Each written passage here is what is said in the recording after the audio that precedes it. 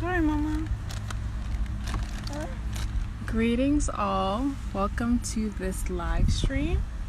I am out in nature. It's beautiful today.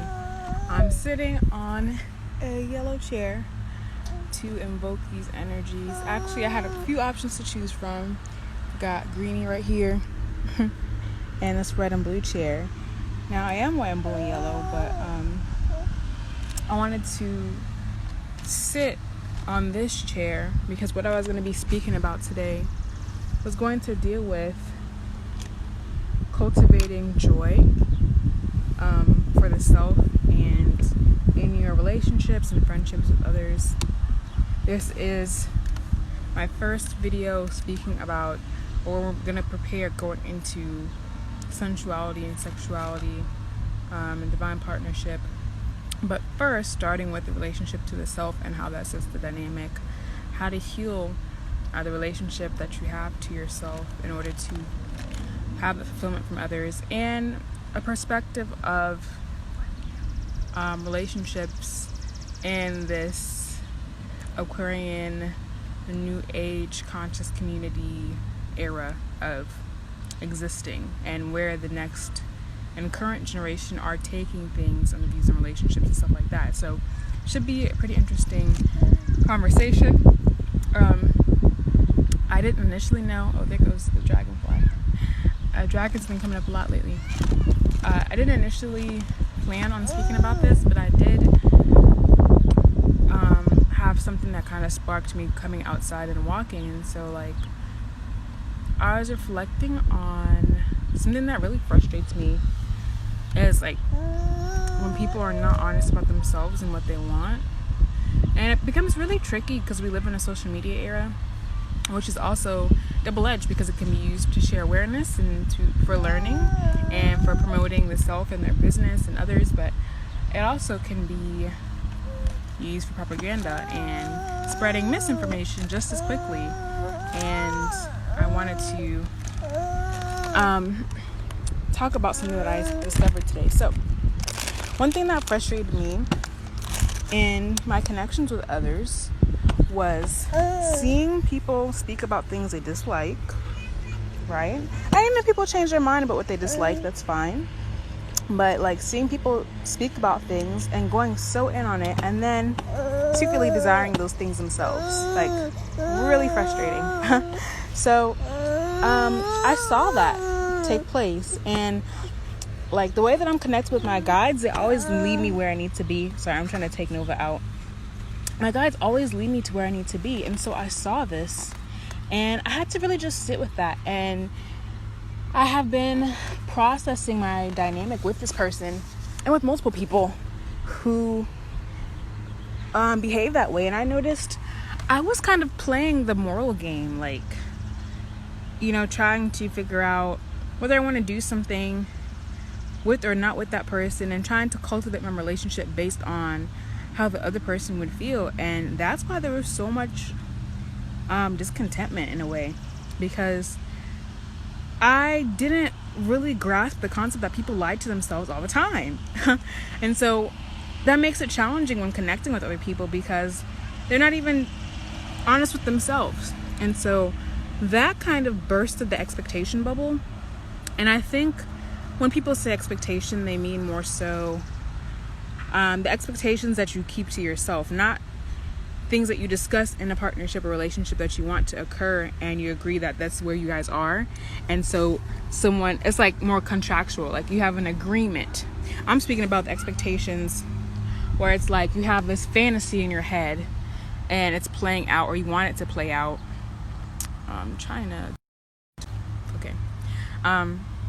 And so yeah, when I saw that, it just confirmed with me. I was just walking. I was like, you know what, ancestors, I'm really tired of that dynamic going on, and I'm ready for something else moving forward. And whether that involves that person or not, I'm grateful for what I learned from that experience, but I just don't want to have to deal with unnecessary lessons and conflict and resistance. And so by doing that, literally the sun started coming out from behind the clouds, and I started seeing sinks of saying your house deserves the best. And to me, house meaning like the body or the temple, and like me, where it is that I live, where I dwell.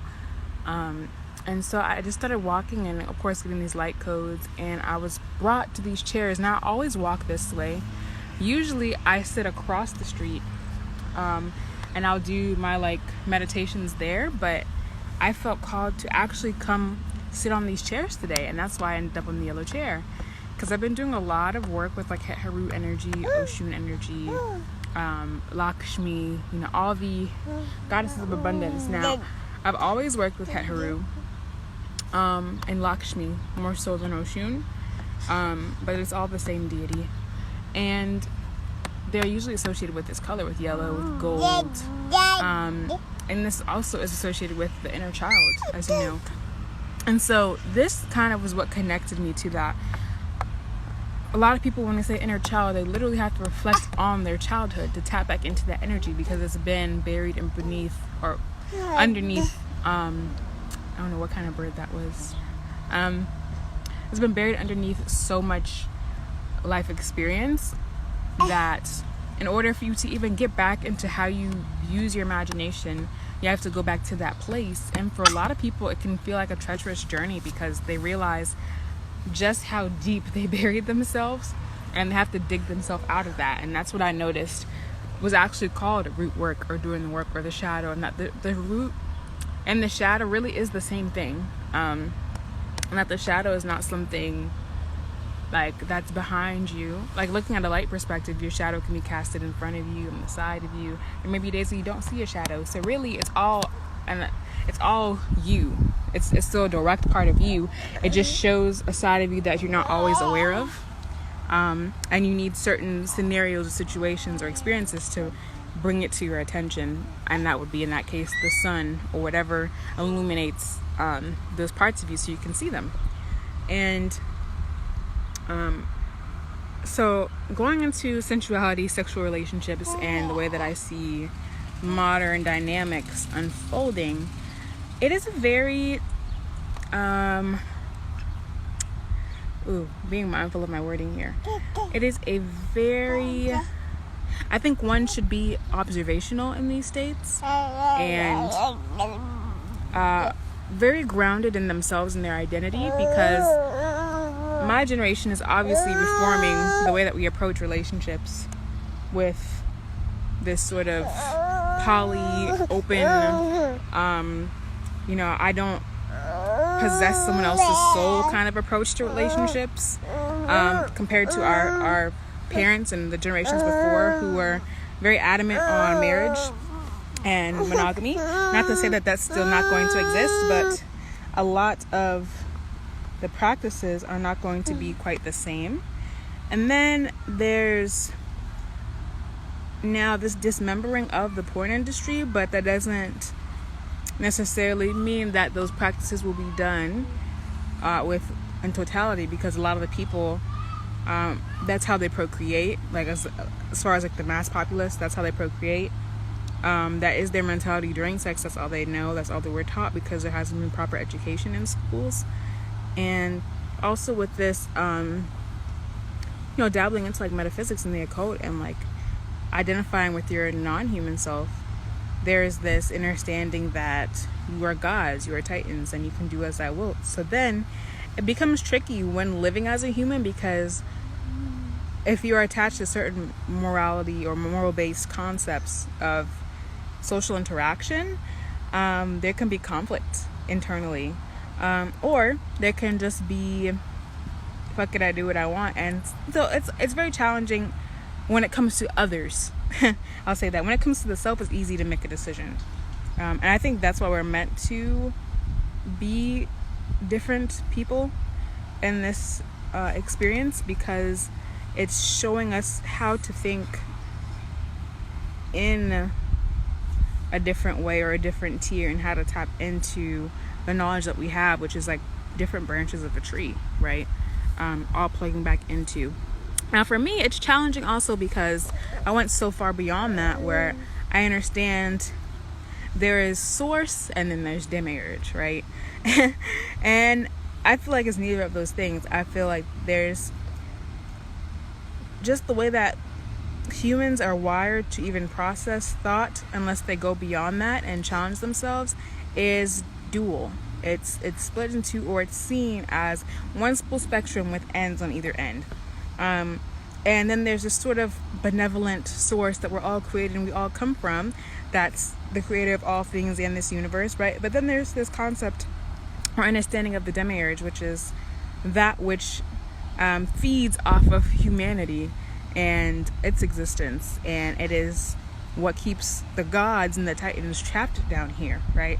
And so it's sort of like picturing a being with like the half devil, half angel sort of dichotomy, the bride and the groom, you know, in one entity. And so it kind of goes back to, I think, what people refer to as androgyny, but really there's no word for it, because it's not.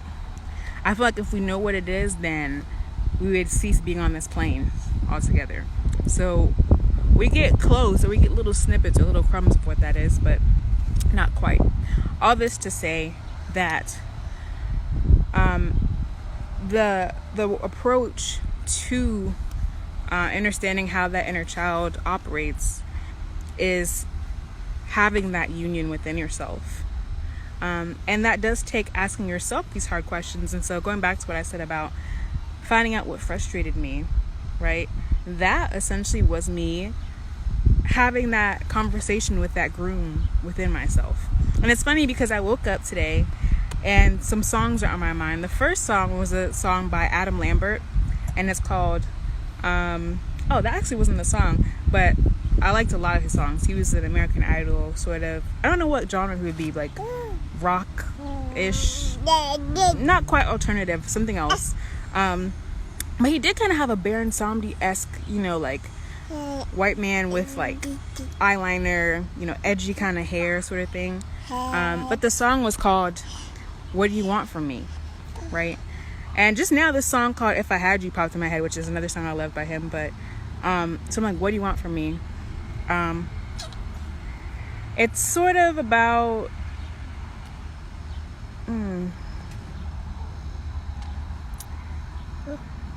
it's kind of like reconciliation. And the songs that came up after that was Let's Get Married by Jagged Edge. So I'm like, whoa, contrast. Like, why these songs? Yeah, I love his songs too, and I love his music. So I'm like, okay, obviously the theme today that's coming through is relationships, right? And I had a dream about someone I used to be friends with, who I don't speak to anymore, but she kind of just popped back in and she was saying she missed me. At the same time, one of my ex-partners was there, and he was like across the table from me, sort of like wanting to reach out. He had his foot on my lap from like underneath the table, and he was laying there, but he looked kind of sad, right? And so I'm like, okay, past relationships coming through, right? And then these songs. And so then I was led to what I saw and what I said. So basically I saw someone contradicting themselves, and I tried to ask myself, I was like, what's the difference between a contradiction and paradox? I feel like paradox is unavoidable, and contradiction is like someone going against their own word. Oh, it's a pretty... Oh, what's the matter? One moment, y'all. You know, this is... Nova Poo just... Here, do you want Nyanya? Do you want to keep walking? I feel like she's hungry. Okay. You okay? Yeah, she might need to take a nap. She might be it's a little warm outside. But yeah, so I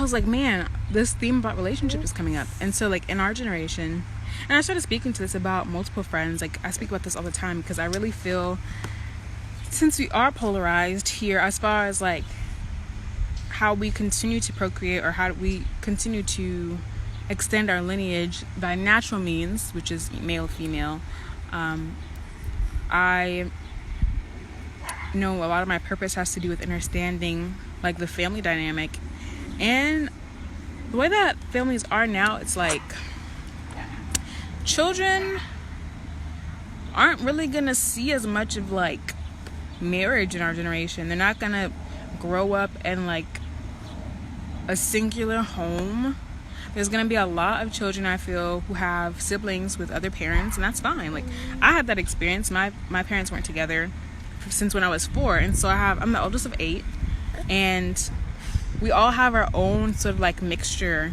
of identity, but also like our social life is different because we had different ideals instilled within us. And I find it quite interesting because now, adding on to the sacred sensuality, sexuality stuff about these elites being exposed for what they've been doing with children and human sex trafficking, but then also the simultaneous push of like OnlyFans and sexual liberation, it is a lot being focused on the sacral chakra right now of the world. And either it's trying to suppress that energy, it is trying to harness energy from that space, or it's trying to liberate, but it can kind of put you into those other branches, right? And on top of that, there is also this new reformation of how we're birthing. So the view of giving birth, how we have sex, and how we approach death is also changing, right? To where we have this push towards natural birth, home birth, birthing in a hospital, but with a doula or with a midwife, and being maybe plant-based or vegan, or having, you know, different sorts of care, right, during a pregnancy. And then the type of care where now we do like prenatal yoga, and we have all of these more holistic approaches, right? And then sex. So then we have BDSM. Hey, love.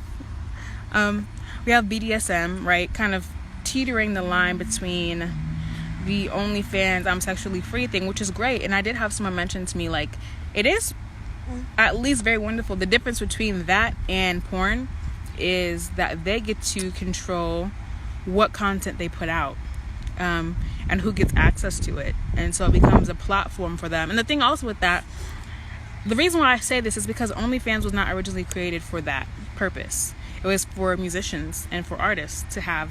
It's basically like a Patreon, right? But it's been hijacked to be pushed for that sort of sexual agenda, which is why I think a lot of people have a problem with it. Doesn't help that Beyonce is shouting out OnlyFans, right? When you talk about OnlyFans, she's not talking about her music, and we know this, right? Demon time, let's go. Now, I know what a demon is, right? Some people may feel differently. I know it's Goetia. I know all that whole symbolism. Same thing with like Satan and Set, and how Set has been demonized, even though it's a primordial entity, and one I really rock with because my favorite animal is a giraffe, right? And that's a Setian dynamic, and it all just deals with the underworld and transformation. Yeah, they just had to sexualize it. And the thing is, there's nothing wrong with sexuality at all. That's how we get here. That's how we're born. We're sexual beings by nature. I did not have Nova by fucking with my legs crossed and being super chaste. No, I had sex and I enjoyed it. You know what I'm saying? That's just the reality. It's the hyper emphasis of like sex being this just new thing, like it's never existed before, you know. Now granted, it is a shift because people have been having sex the wrong way, and so now we're finding out, oh, we can move this energy through our entire body. Sex can be healing. We can heal ailments. We can heal from cancer in different parts of the body. We can tap into different realms and connect with our ancestors, and we can open up energetic centers in the body to overall, you know, expand our human experience here. So yeah, that's important to talk about that, and it's important to know and to explore. But I feel just the options are limited. And for me, I'm still even novice of learning my body in this way too. I had the same programming. I was exposed to sex really young and as a child, and that's the other thing. How do we inform this? That's the only thing with me. I don't really speak much on it, and I'm starting to now, but like what I understand is what's called sex work. And I agree, like I feel like if you put the word work at anything, you're kind of doing a little too much. But I understand, like, because I say birth work, right? Because a lot of people refer to that phrase and understand that, so I use the common terms. But I feel like birth is a work in itself. Sex is its own work, right? So you don't have to add another title to it. But with that, it's just saying everything, going back to the expression, if you have to over-explain it, or if a child couldn't understand it, then you're doing too much. It's too complicated. And my thing is, how would a child know the difference between porn and sex work, right? And it's really tricky, because I'm not saying everyone needs to be chaste. If people want to be tied up and have sex swings and their thing, go at it. My main thing is, what is revolutionary about that when the porn stars are doing the same thing, right? And how many people, now the people who I've reached out to, now I've reached out to some sex workers. I have some friends who are some, and who'd speak about that, but some people really don't want to talk about it. Like, I've had one person block me on social media saying that I didn't know what I was talking about, and instead of educating me, they went the route to block me, right? So I'm like, this is the problem. What exactly my point you just proved? You don't want to actually teach. You feel offended about the way that you're living, and because I said something and you felt that I was ignorant, not only did you not take that as an opportunity to educate if I was wrong, but you assumed that I didn't know anyone, or I was judging you because of how you probably felt about what you were doing, right? So then I've reached out to other people who didn't respond, and say, oh, I'd love to talk about the didn't, because they probably felt away, or I don't know, who cares? I'm not attached to getting any kind of response. This is more about me genuinely understanding, because then again, I'm not on their platform. I'm not paying to see what they do teach, so I don't really know. And that's why I'm saying we don't know, because it's hidden, but also that's where it's double-edged, because it's kind of going to that same token of, like, just because it's private and no one else can see it, does that mean that you're teaching? And what are you teaching? Are you saying, all right, this is how you cultivate sexual energy for the men, this is how you retain your semen, these are some steps that you can do to do this, or for women, you can do so much more with your body rather than just exploring your clitoris, and you can emphasize your breasts, you can orgasm from just breathing, and you can take that energy. It's not even about pleasure. When you go beyond the lust factor and root chakra, you can actually, again, heal those ailments, go beyond to tap into the gifts that you've been given, maybe clairaudience, clairsentience, etc. So to me, that is what I don't really see as much of. And, like, of course, I'm going to talk about it. Like, I'm going to get to that point. I'm still new. That's the only reason y'all haven't heard me talking about this yet, is because I'm still trying to figure this shit out.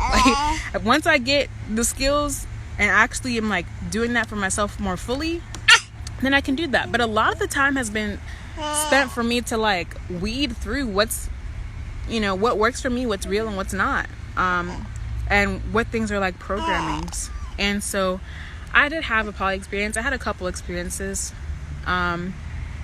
And okay, it's gonna get a little juicy. I'm gonna have to share this just for the sake of understanding. So I've been in 2 different scenarios, right, as far as being with multiple people sexually. So one being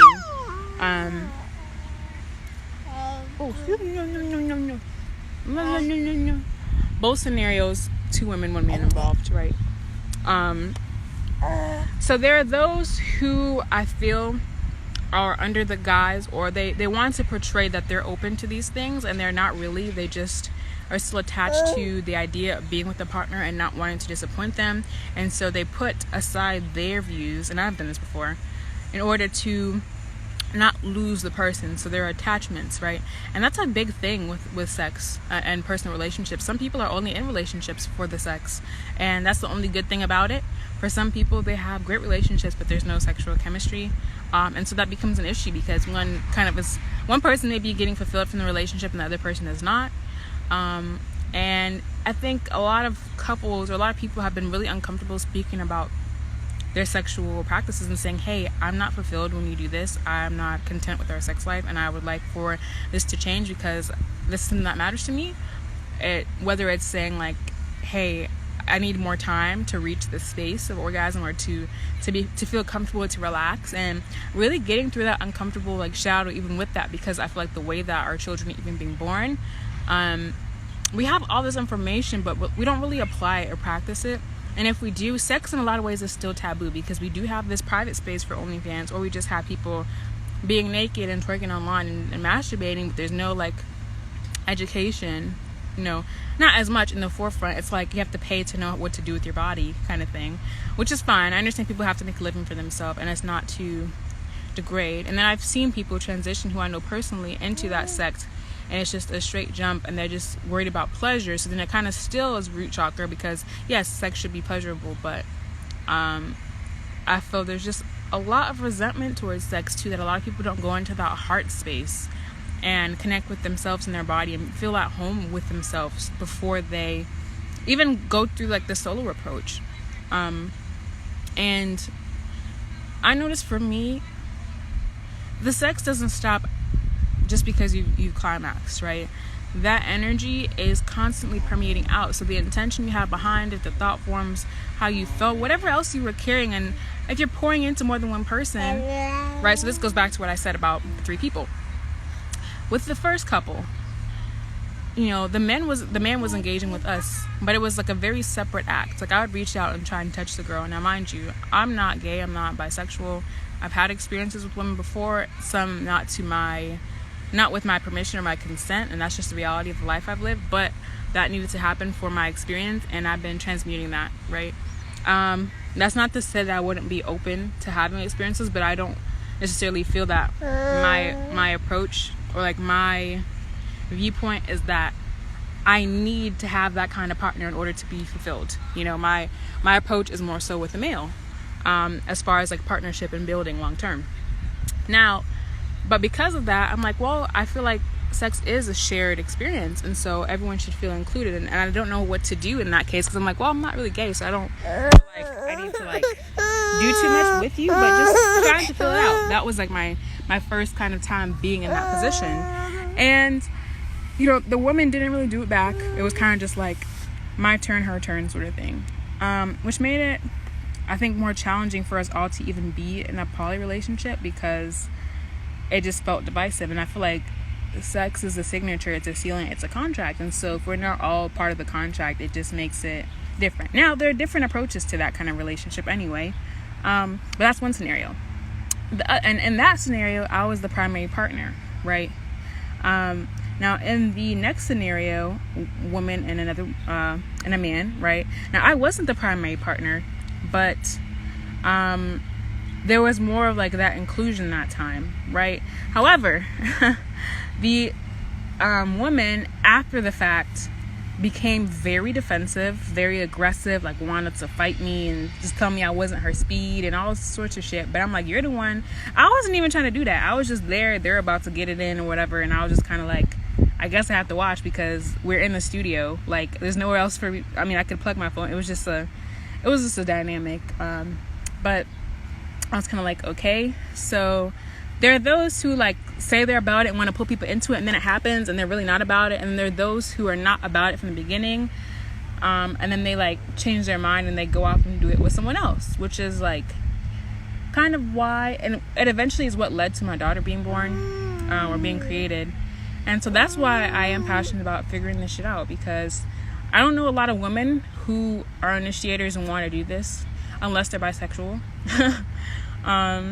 It's mostly a lot of men who speak about it, and like I feel like people's approach towards marriage and like monogamy is like it's limiting and it sucks and it's all programming, but I don't necessarily believe that either. I feel both of them, and then there's so many other types of relationships, but all of them have or contain a seed of how we're supposed to interact with each other and ourselves. For example, with the first dynamic, okay, so the person realized later on, which I knew based on how we were like sexually connecting, that she didn't want to share her partner, right? And I was like, well, we're already sharing a partner, so what do we do in this case? You know, that's fucked up to me, because now it's kind of like, it's awkward. You know, if you would have said that from the beginning, we probably could have done more, but you wait until way later to speak your truth. And that's why I feel like sometimes sexual shame comes up, or just people needing the space to experiment and learn themselves without being like forced to make a decision. And I understand that, and that's where I have compassion. And the other standpoint is those who have been used to those things and, you know, have been sexually free for a longer time, but they still have emotionally rooted issues and psychological issues of sharing a partner, or maybe even traumas from like sexual abuse or whatever dynamic they've had with their family. And kind of what I went back to of saying, like, of sex being just like a hedonistic physical thing for like pleasure, and like I just want to have a threesome because I feel like it'll be sexy and whatever, you know. So then people have different approaches to what sex even is. I think people need to sit down and speak about that first. Me, what sex is to me, from the standpoint I'm in now, I'm starting from scratch. Like, I've had sex most of my life without really even knowing what sex was, fully and truly based off energy. And even when I was starting to understand, I still was kind of doing things based off of what I knew. So it does take a lot of effort and reprogramming. And I say this because this is, for a lot of people, a deal breaker in relationships, that people don't want to talk about, because They don't want to hurt people's feelings. But I'm like, you're hurting your own feelings if you don't speak up.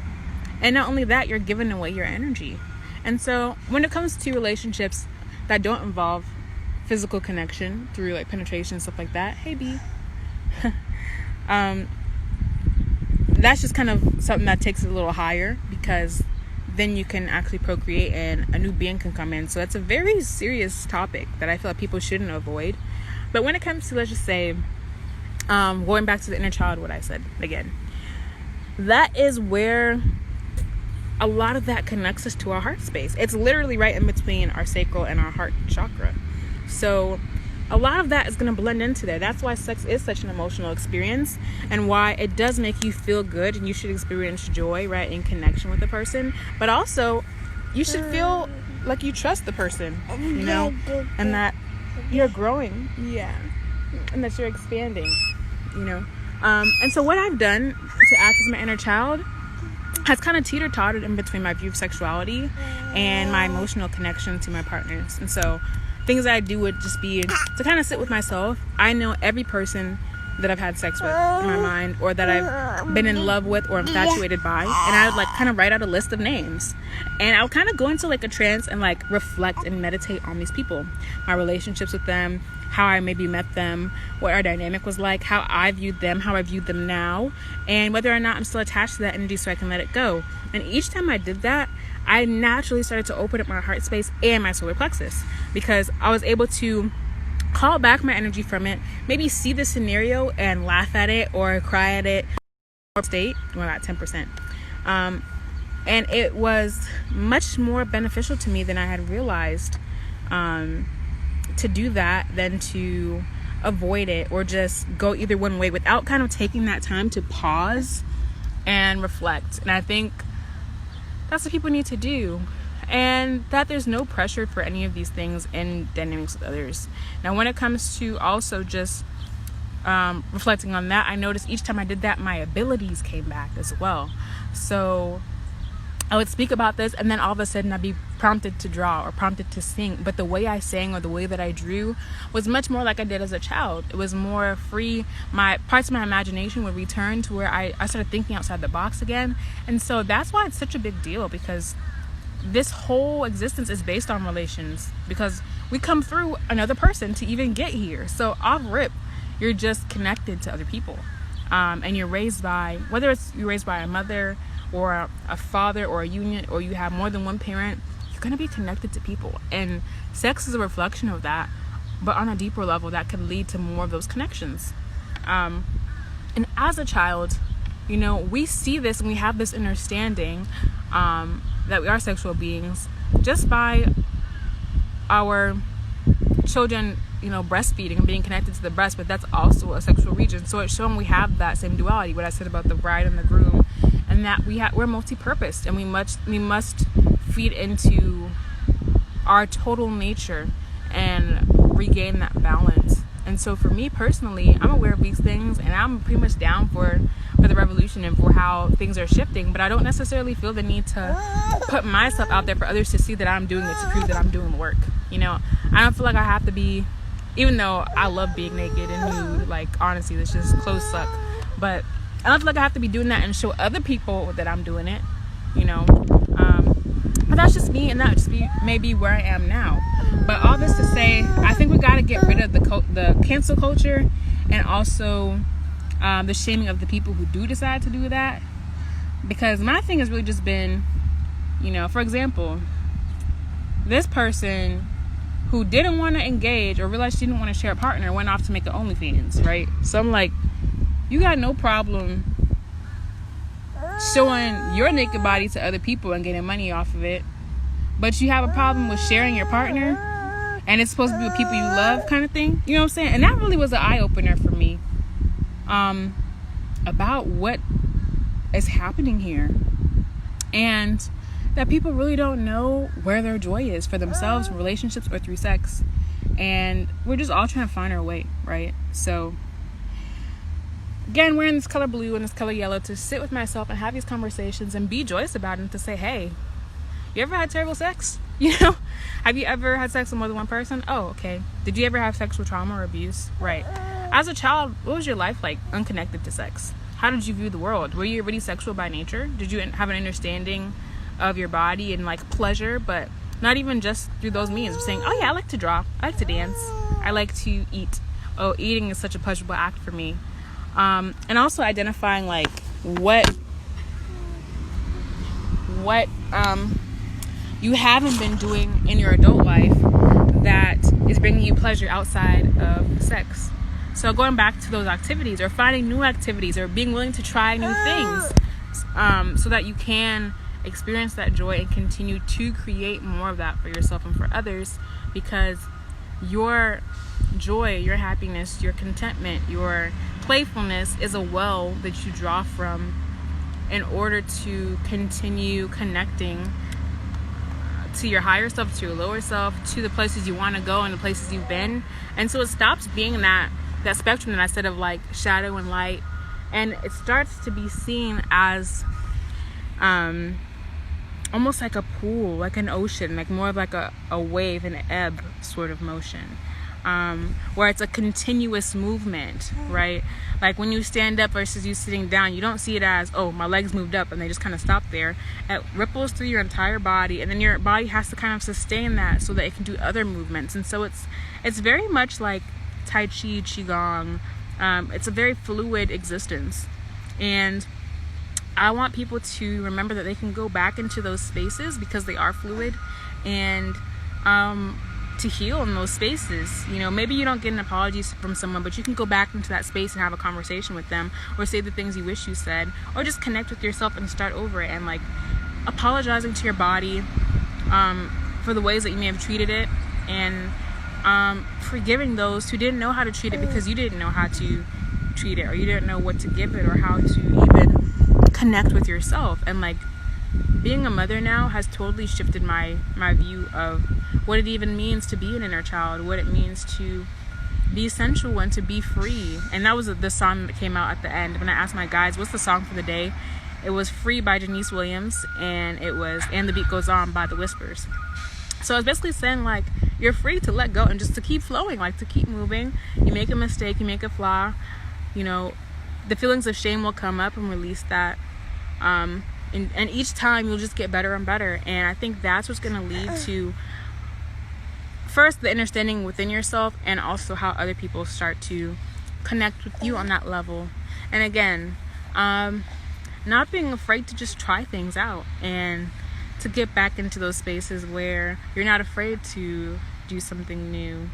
And that's the yellow chair, you know, that's like that inviting and bright color that just is cheery. And they use the color yellow for a lot of things for that reason, to evoke those kinds of emotions, and that chromotherapy. And joy has been like the key word for me. So the lesson I want everyone to take from this is to experience joy by yourself, and to advocate for joy in your life with others in a way that's balanced and serves you, without being hesitant of what that would look like to other people, but still just being honest about what brings you that joy, so you can continue to receive it, and so others aren't disappointed by what brings you joy because it wasn't communicated, right? So that's this live for today. I might come back later just because I'm on 10%. I would have gone longer.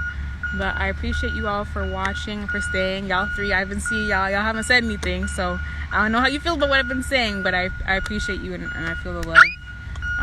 So I'm going to just spend the rest of the time out here with Nova, and I will see you guys later.